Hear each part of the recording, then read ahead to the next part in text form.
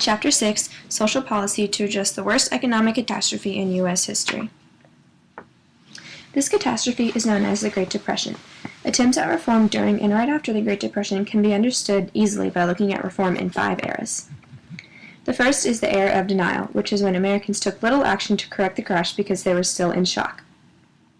The second is the era of emergency reforms, which is when Americans supported a ton of reforms but thought the reforms were only temporary. The third was the era of institutionalized reform, which is when Americans made many reforms permanent. The fourth is the era of policy stalemate, which is when the New Deal reform momentum was broken.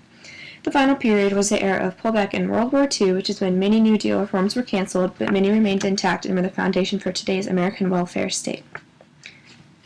During these periods, social policy was transformed, but it was not enough to end the Great Depression. Consumers were lacking resources to purchase goods, and unemployment rose to 25% of all workers.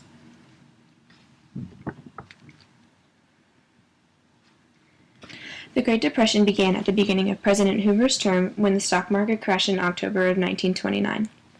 Hoover became more conservative while the nation moved towards more liberal ideas, and he didn't address local government economic needs while they were moving towards bankruptcy.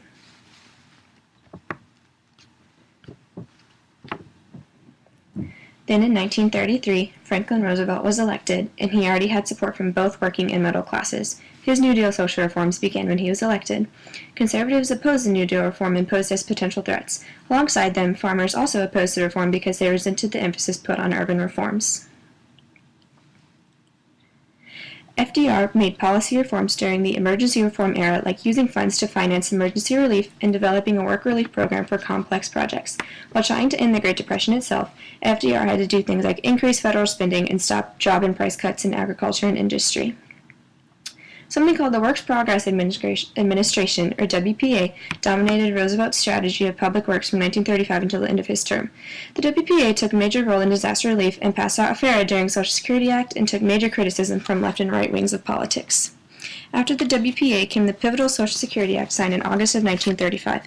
This act was the foundation of the American welfare state and addressed a variety of problems through social programs. Roosevelt decided whether local or federal governments would maintain each relief program.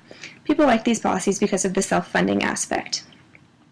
Social workers actually benefited from the Great Depression and World War II because thousands of jobs opened up in New Deal agencies in the 1930s. By 1940, the social work position numbers had increased from 40,000 in 1930 to 70,000 in 1940. So, in the end, the greatest catastrophe in American history advanced the social work profession as a whole.